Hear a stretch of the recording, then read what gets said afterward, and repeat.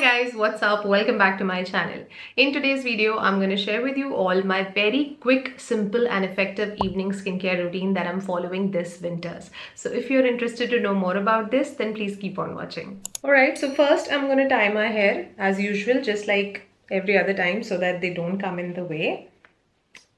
And yeah, now we are ready to do our makeup removal. So step number 1 is to start with double cleansing. इसके लिए मेरे पास यहाँ पे 2 options हैं.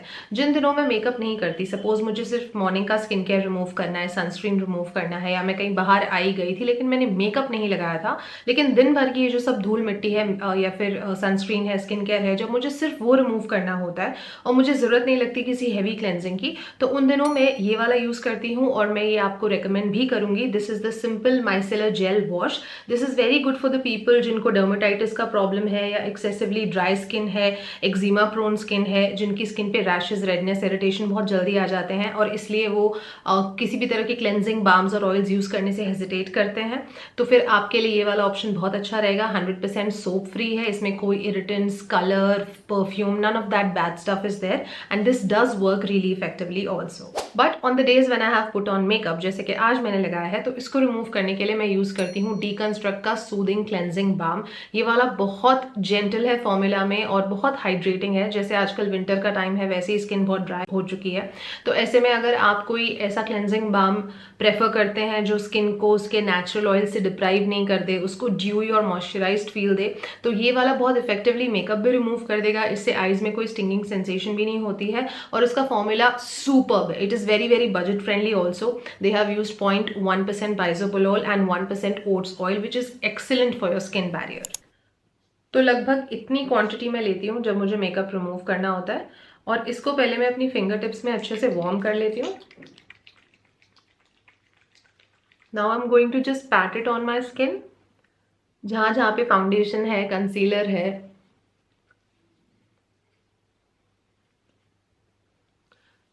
अभी मैं अपनी आईज को छेड़ नहीं रही हूँ, पहले मैं बाकी का मेकअप निकाल लूंगी.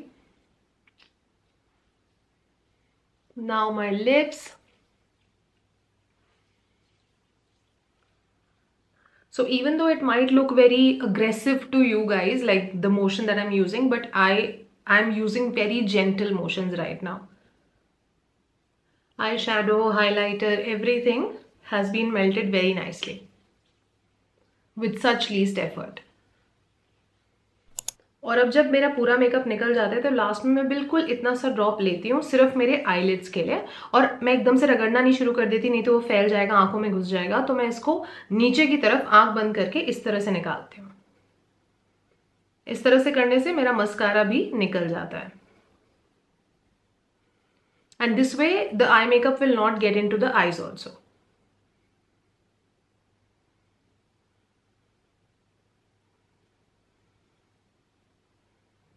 And after keeping that cleansing balm for about 2 to 3 minutes at the max, then I wash my face with a good face wash. या तो मैं वही सिंपल वाला micellar jail face wash use कर लेती हूँ या फिर ये बायोडर्मा का जो सेंसी बायो आता है ये यूज़ कर लेती हूँ. इन दोनों में से कोई मैं यूज़ कर लेती हूँ. I didn't want to take the camera to the washroom, that's why I did that step there and I just came like this in front of you.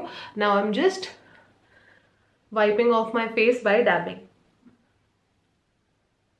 Okay, face wash करने के बाद जो next step आता है that is to treat the face. तो इस time पे मेरा जो पूरा हफ्ता होता है वो लगभग कुछ ऐसा दिखता है कि हफ्ते में 2 दिन मैं ट्रेटिनॉइन यूज़ करती हूँ आजकल. 0.025% जेल यूएसपी, जिस पे मैंने लेटेस्ट वीडियो भी किया था, वो मैं यूज़ करती हूँ हफ्ते में 2 दिन. और जिन दिनों मैं वो यूज़ करती हूँ तब मैं सैंडविच मेथड फॉलो करती हूँ, यानी पहले मॉइस्चराइजर फिर ट्रेटिनॉइन और उसके बाद ऊपर से एक और लेयर ऑफ मॉइस्चराइजेशन. लेकिन आज जैसे मेरी ट्रेटिनॉइन नाइट नहीं है तो एक नॉर्मल नाइट पर मैं क्या करती हूँ, आजकल जैसे थोड़ा सा मुझे लगता है ड्राइनेस स्किन में बहुत होती है, तो मैं यूज़ कर रही हूँ फॉक्सटेल का daily hydrating serum. Pure bliss this is. अगर आपको कुछ ट्रीट नहीं करना है लेकिन सिंपली बस स्किन को एक बूस्ट ऑफ मॉइस्चराइजेशन देना है, this is really good for that. इसमें हाइलुरोनिक एसिड, डी पेंथेनॉल, इसमें ग्लिसरीन, हर तरह के ह्यूमेक्टेंट्स इसमें दिए हुए हैं. तो इसको जब आप यूज़ करते हैं बहुत देर के लिए आपकी स्किन जो है विजिबली भी आपको प्लम्प फील होती है. ये मैं पिछले 2 महीने से यूज़ करी हूँ एंड जनरली मैं as such specially hyaluronic acid serums नहीं खरीदती हूँ बिकॉज मुझे लगता है कि उसको अलग से क्या खरीदना, लेकिन ये पर्टिकुलर सेरम मुझे काफ़ी इफेक्टिव लगा और मुझे लगता है कि इसे मैं अलग से भी खरीदने के लिए विलिंग हूँ और मैं इसे हाईली रिकमेंड भी करूँगी उन सभी लोगों के लिए जिनकी स्किन बहुत ज़्यादा ड्राई रहती है। इसे पैट करते करते मैं अपने पूरे चीक्स में, अंडर आई में अच्छे से जितनी मेरी फाइन लाइंस, लाफ लाइंस वाली जो जगह है, नेक है, ईयर्स है, हर जगह मैं इसको अच्छे से स्प्रेड कर लूँगी।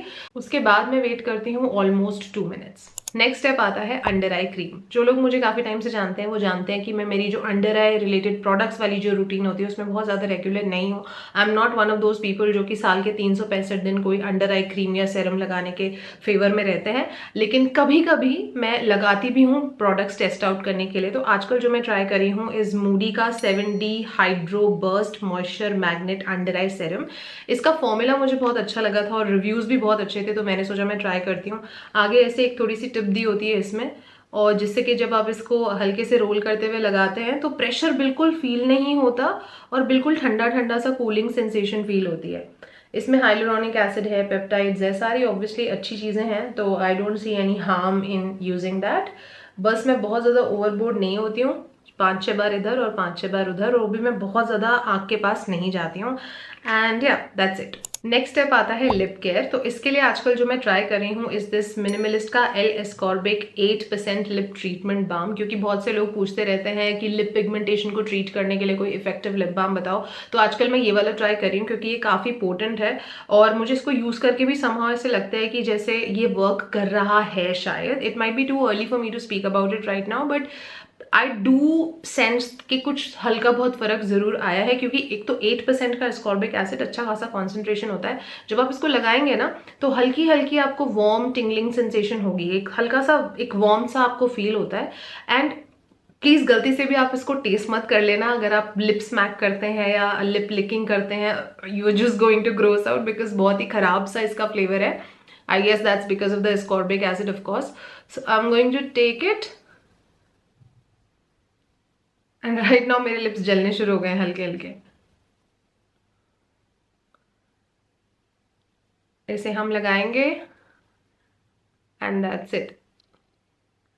इसको हम पूरी रात छोड़ देंगे। Coming to the last and final step, which is to seal in all this goodness of the skincare and this moisture of the skin with a good barrier supporting cream. इसके लिए मैं 2 ऑप्शंस में switch करते रहती हूँ। तो अगर मुझे लगता है कि वेदर बहुत ज़्यादा चिली है, एक्सट्रीमली विंडी है, बहुत ठंडी हवाएं स्किन को एकदम छील रही हैं, हर 2-2 घंटे में आपको मॉइस्चराइजर की ज़रूरत महसूस होती है, स्किन ड्राई लगती है, in that case I use this Cetaphil moisturising cream. वैसे ये ड्राई टू नॉर्मल स्किन के लिए बनी हुई है। बाय नेचर मेरी स्किन ड्राई नहीं है, लेकिन जैसे मैंने बोला अगर बहुत ठंडा वेदर कहीं होता है तो और कुछ काम नहीं करता तो फिर ये वाली ही मुझे यूज करनी पड़ती है। अदरवाइज इन जनरल डेज मुझे इसका टेक्सचर खास थोड़ा सा हैवी लगता है फॉर माई लाइकिंग, और कोई बात नहीं है, फॉर्मूला अच्छा है, लेकिन for my personal liking I find the texture to be little over greasy and heavy.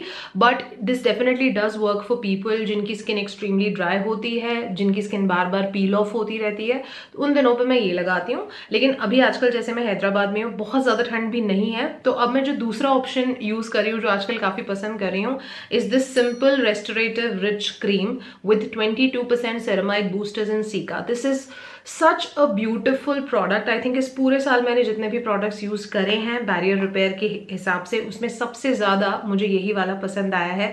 मैं इसे ऑलमोस्ट 15-20 दिनों से यूज़ कर रही हूँ। मैंने मेरी स्टोरीज पे भी डाला था इसके बारे में and a lot of you asked me for a review on this, so here is my review. इतनी ही क्वांटिटी इसकी सफिशिएंट होती है। इसको मैं हल्के हल्के हाथों से स्प्रेड कर लेती हूँ अपने चीक्स पे, चिन पे, नोज़ के ये वाले एरिया पे। यहाँ पे कई बार सर्दियों में छिल जाता है तो यहाँ आप अच्छे से लगा लीजिए, फोरहेड पे, आईलिड्स के ऊपर, नेक पे, और इतनी सी क्वांटिटी इनफ होती है मेरे पूरे फेस और नेक के लिए। इसको लगाते ही आपको इंस्टेंटली स्किन हाइड्रेटेड और मॉइस्चराइज फील होती है। जैसे कि मैंने बताया इसमें 22% सेरामाइड बूस्टर्स हैं, सीका है, बहुत सारी एंटी इन्फ्लेमेटरी प्रॉपर्टीज़ हैं इसमें। स्किन पे बिल्कुल जिनकी स्किन को टेंडेंसी है ज़्यादा जल्दी इरिटेट होने की, उनके लिए बहुत अच्छी क्रीम है, so go for it. As you guys can see लगाते ही एक इंस्टेंट सा ग्लो फील होने लगता है, ऐसे लगता है स्किन अभी भी अलाइव है, फ्रेश है, अवेक है, बहुत बाउंसी और सॉफ्ट लगती है। I personally just love this cream. This was my entire nighttime skincare routine that I'm following this winter. Winters. But routine खत्म करने के पहले एक और छोटी सी चीज़, अगर आप वंडर कर रहे हैं कि मैं केमिकली एक्सफोलिएट कब करती हूँ, कितनी बार और किस प्रोडक्ट को यूज़ करके करती हूँ, तो अगर मुझे लगता है कि बहुत ज़्यादा ड्राइनेस है वेदर में, जैसे कि आजकल हो रहा है, तो मैं हफ्ते में सिर्फ एक ही दिन अपना फेस एक्सफोलिएट करती हूँ, वो भी प्रॉपर वाला तरीके से नहीं करती हूँ। उसके लिए मैं माइल्ड एक्सफोलिएशन के लिए आजकल जो प्रोडक्ट बहुत एंजॉय कर रही हूँ is this foxtail the diva overnight glow mask. इसमें AHA, BHA और प्रोविटामिन B5 और बहुत सारे स्किन सूदिंग इंग्रेडिएंट्स हैं, तो बहुत जेंटल तरीके से ये फेस को एक्सफोलिएट करती है।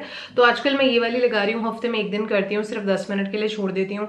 आप इसको एज एन ओवरनाइट मास्क भी लगा सकते हो कि इसके ऊपर मॉइस्चराइजर लगा के आप सो सकते हैं, या फिर अगर आपने नहीं रखना है तो 10 मिनट बाद आप वॉश ऑफ भी कर सकते हो। Use it how ever you want. All right, you guys, so with that we have come to the end of the routine and the end of this video. I really hope that you enjoyed watching it. If you did, you know what you have to do. I'm gonna see you very soon in my next video. Until then, take good care of yourselves. I love you all and stay beautiful.